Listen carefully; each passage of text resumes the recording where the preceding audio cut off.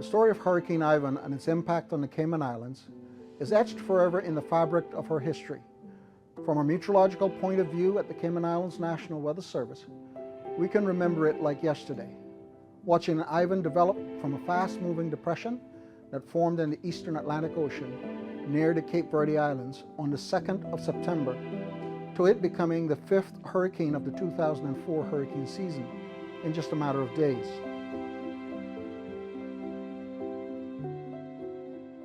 During the onset of Ivan, one of our observers clearly remembers witnessing the wind take control of a small Cessna 177 which had been docked at the landing strip.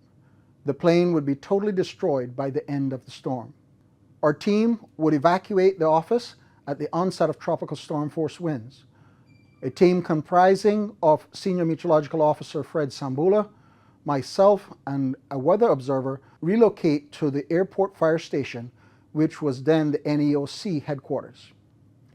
Hurricane force winds began affecting Grand Cayman from around 1 a.m. Sunday. The center of this slow-moving and very large hurricane, about 400 miles across, would cross within 21 miles of Georgetown, Grand Cayman, as a peak Category 4, borderline Category 5 storm around 10 a.m. the 12th of September, with maximum sustained winds of 155 miles per hour, measured and reported by Hurricane Hunter aircraft. At the time, the Saffir-Simpson scale would have rated Ivan as a peak Category 4 hurricane. A Category 5 hurricane is one having 156 miles per hour, greater maximum sustained winds. This means the difference was only 1 mile per hour, which is so small it wouldn't be recognizable to anyone. As the storm traveled through our national waters, Grand Cayman was severely impacted by many of the hazards associated with hurricanes, namely storm surge breaching far inland in many areas, high winds that led to roof damage and destruction, collapse of weaker structures, many light poles, large trees, and other structural damage, as well as flooding and tornadoes. Damage assessment on Monday the 13th September after the passage of Ivan would reveal a total infrastructure failure of telecommunications and other utilities. The meteorological office was breached by 2 to 3 feet of salt water, and most equipment was non-functional.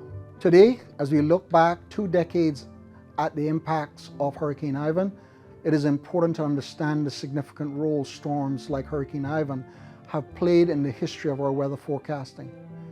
It is the developments in response to extreme events like Ivan that have meant that we are much better prepared for the impacts of inclement weather and storm surges today.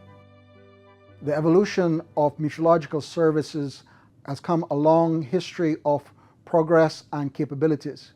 In the Cayman Islands, the Meteorological Office was established in the early 1980s under the Civil Aviation Authority, with responsibility for the monitoring of meteorological events and provision of meteorological information. The lasting impacts of Ivan have yielded some great things that we remain grateful for, as well as including inspiring young Caymanians who went through Ivan to take up an interest in meteorology and who now make up an integral part of our team. We are very proud to have passionate and dedicated personnel at the National Weather Service. We are also very grateful that the government has taken a more active role ensuring the health and sustainability of weather services for the nation. In hurricane-prone countries like our islands, early warning of natural disaster is an integral part of government policy and forms an effective instrument for preventive strategies. The Cayman Islands National Weather Service is now a more resilient enterprise operating in the Cayman Islands. 20 years ago, 2 most effective and reliable tools in hurricane tracking and forecasting, the weather radar and a storm surge model, were noticeably absent from our preparedness and mitigation arsenal. However, in response to Ivan, both additions arrived and are in use today. The advent of Ivan proved that the National Weather Services are capable of offering effective early warnings on severe weather to the nation, and we're even better at it now.